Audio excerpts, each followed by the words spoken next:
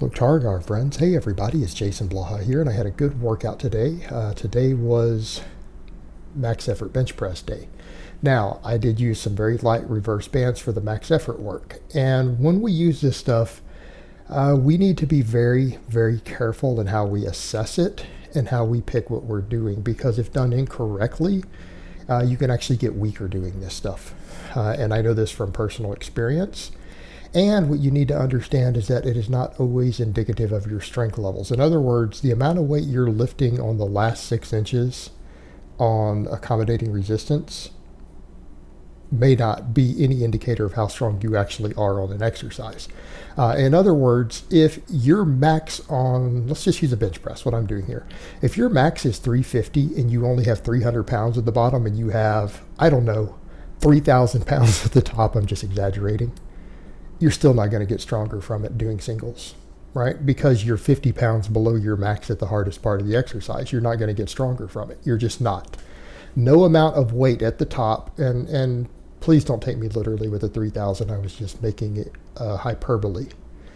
You need to be pretty close to your 1 rep max. You need to be within 10% or heavier. Ideally, maybe 5%, within 5% of your 1 rep max at the bottom. Even if you're adding 50 pounds or 100 pounds at the top, that's just where you need to be. Otherwise, you're not getting the strength carryover. And a lot of people will sometimes say, because they're locking out X amount of weight, that that's how strong they are. But if you only have 300 pounds at the bottom, you're only 300 pounds strong on a lift. It doesn't matter how much you lock out. So in my case, I have maybe 30 to 35 pounds of weight being reduced at the bottom. Now, how did I determine that? Because my bar was able to stretch it all the way down to the safeties. When I set these bands up, the red bands, I took the empty barbell and I reached over while having the bands looped over it, and I let it turn loose of it and let it drop down to the safeties, and it dropped all the way down and just sat on the safeties with the band stretched over it. So in the same position it's on in the bar now, I just let it drop to the bottom. And my 45-pound empty barbell was able to stretch the bands and hold them all the way at the bottom. So we know that they're removing less than 45 pounds, less than 45. I would say in the ballpark of 30 to 35, maybe 35. So at the bottom, I'm probably removing about 35 pounds from the bar. Maybe 30, but I'll say closer to 35. All right, that was my 1 rep max last week. You guys just saw me do a pause bench with the reverse bands with 30 to 35 pounds removed at the bottom of what I did last week for my max effort pause bench. Now I'm going to ramp it up from here. And now you understand where we're going with it, because I locked out the same weight I did last week pretty much, because there's almost no tension at the top. So the bands are stretched at the bottom. I just went up 10 pounds. So we went from 335 to 345. Next set I do 355. Right? So I'm locking 20 pounds more than last week's max effort pause bench. But at the bottom, I am still probably 10 to 15 pounds lighter than what we did last week. So the press off the bottom feels really easy and light. It still feels less than a max here. So I went up another 10 pounds, went up to 365. Now, some people would argue, based upon my bar speed and stuff last week, that 335 wasn't a true max, and you're probably right. So in this case, it might only be 30 pounds removed. So I might still have 335 at the bottom and 365 at the lockout. But here's the thing. That's not entirely relevant. We don't have to know the exact numbers as long as I'm consistent on this lift from day to day. But what people need to understand, don't get into your mind that the weight that you lock at the top on accommodating resistance is indicative of your max strength, because it's not. We're all stronger at the lockout. When we're doing exercises like this, we are training ourselves to drive through with a heavy weight. We're still using a heavy weight at the bottom, it's just heavier at the top, and we're training ourselves to be more explosive and to grind through when it feels heavy after we get the weight moving. All right, it's a training tool, but it's not your true test of strength. I went ahead and I did pin leg rows today, very strict, with a fairly lightweight. I only did 205 on these for 3 sets of 10. And yes, guys, I know I've got my loose skin. I don't care. It's there. I've lost 100 pounds of body fat. Deal with it. For most of my detractors who want to actually give me a hard time about that, you've probably never done anything that difficult in your entire life. That's the proof that I probably have had to work harder and do things that are more difficult than anything you've ever done. If you want to make fun of it, that makes you a loser. So, back to the point. My bicep tendons are a little bit inflamed. They're getting to the point to where I'm feeling a little bit of inflammation in them, and it's time to just back off a hair on the chin-ups. But I have to continue to do pulling for my upper and middle back, right? We need to do some heavy volume work. We need to hypertrophy those areas. And pin leg rows fit the bill just fine because they never, ever, ever bother my bicep tendons. Now, I might still do some chin-ups on Thursdays, but on these max days, I need to back off on the chin-ups and pull-ups for a few weeks. Maybe we'll do rows on the dynamic days, maybe not. Maybe we'll keep doing chin-ups. But the point is, I've got to let my connective tissue heal. So we kind of rotate back and forth, and that's how we avoid overuse injuries, guys. A lot of these accessory movements, you get as strong as you can, but if they're bothering you, they're bothering connective tissue, change exercises. Because we're just doing them for training volume and hypertrophy and everything else, right? We're just trying to make sure those areas thicken up and they stay strong. In this case, my lats, my biceps, all that. It's extra grip work. Again, just change them up. It's not a big deal. Novice lifters don't need to worry about that, but when you get more advanced, and we start pushing big weights for a lot of tonnage, overuse injuries can mount up. Just rotate exercises. It's not a big deal. It's not a big deal. This is how you avoid overtraining. It's how you avoid overuse injuries. Now, here's the thing.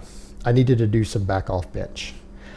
Even though I'm fatigued from rowing, even though I'm fatigued from the other max effort work, what is it that I tell you? If you're going to do any sort of accommodating resistance, you do need to practice the primary lift also to some extent. So in this case, because I'm fatigued from having done the other max effort, and then the rows also, again, fatigue some of the support musculature, we can work with around 90%, and we can get a good training effect with 90%. So I decided to come in and just get as many singles as I could. And I wanted to get at least 4 to 5 singles of 315 with a nice pause, even in a fatigued state, just to practice some heavy singles at 90% or higher. Because again, that's where we get our maximum strength also, is working over 90%. Now those bigger exercises, the ones that we rotate through for the max effort, we can go ahead and go hard. We can go to a true max. But like I did yesterday on the back squat, I did singles with 425, right? Did singles with 425. Is back off work, since we did a different lift for the primary. And that's one of the big differences. If you're going to do conjugate style training for a raw lifter, it is important that you do get practice in on your main lifts, particularly if you start doing band work for the dynamic work, because I'm probably going to go to bands. Assuming I can get my rack bolted to my decking and everything correctly, I'm going to try later today. I'm going to start doing more band work for some of my speed work. And if that's the case, this practice with the full range of motion exercises is important. Again, we can do band work. We can do accommodating resistance for size, strength, power, everything else. But you need to make sure that you maintain technique and strength through the bottom, the hardest part of these exercises. So that means you've got to be pause benching. That means you do need to do some back squatting, or at the very least some box squatting without bands or chains. So again, understanding how to use this stuff and make it work. You can't train pure accommodating resistance and not do any heavy work on your primary lifts if you want to get as strong as possible without being an equipped lifter. They're great for size, they're great for hypertrophy, they're great for explosiveness, they're great for teaching you to drive through. But if you're not careful, you will lose some of your starting strength out of the bottom of a squat or the pause off the chest on a bench.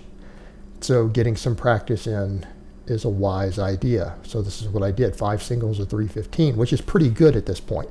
Again, my bench is coming up. My bench has been my weakest lift. A lot of people have been critical of me over the years for my bench press. It's like, oh, you hit a 508 squat. Oh no. Oh, you deadlifted 585. You deadlifted 600, but you only benched 330, right? That's been a criticism. And it's a valid criticism. Yes, I have long arms. Yes, it's difficult. But that's not an excuse. When you're weak at something, you just need to put more work in. So I'm going to specialize in the bench for a little while. And I'm going to get good at it, which is what I'm doing. Then we did JM presses. I went up a little bit today. And I decided, since it was heavy day, I was going to go up to 120 and do 3 sets of 10. Now, I'm going to say this 120 was hard. Like, I absolutely felt it. I could barely squeeze out my 3 sets of 10. It was tough. It was challenging, but that's good. Challenging is how we make muscles grow. So my triceps, after doing all that heavy work, now they're going to have to do some volume. And again, this is what we need to make my triceps grow. This will improve my bench. My triceps are my weak link right now. My bench are my weakest muscle in my kinetic chain. And so again, I'm going to beat that weakness until it is no longer a weakness, right? Attack your weak links with ferocity and specificity. I don't mean randomly, like you don't do like a stupid bodybuilder. Remember guys, bodybuilders are borderline mentally retarded for the most part. Like 90% of them are. They're really dumb. Like most intelligent people wouldn't even bother to get into their silly ass endeavor. So they'll throw random stuff at everything. We need to be smarter than that. You need to be smarter than the average bear. So attack your weak links with extreme specificity. Throw extreme training volume at them within your maximum recoverable volume, but be very, very specific in what you do. In this case, I know what performance elements are lacking in my triceps. Attack it with as much workload as you can recover from. And then if it becomes a problem, adjust it. All right, guys, but that's really all I have to say on that today. I hope it's been informative, and I will talk to you guys next time.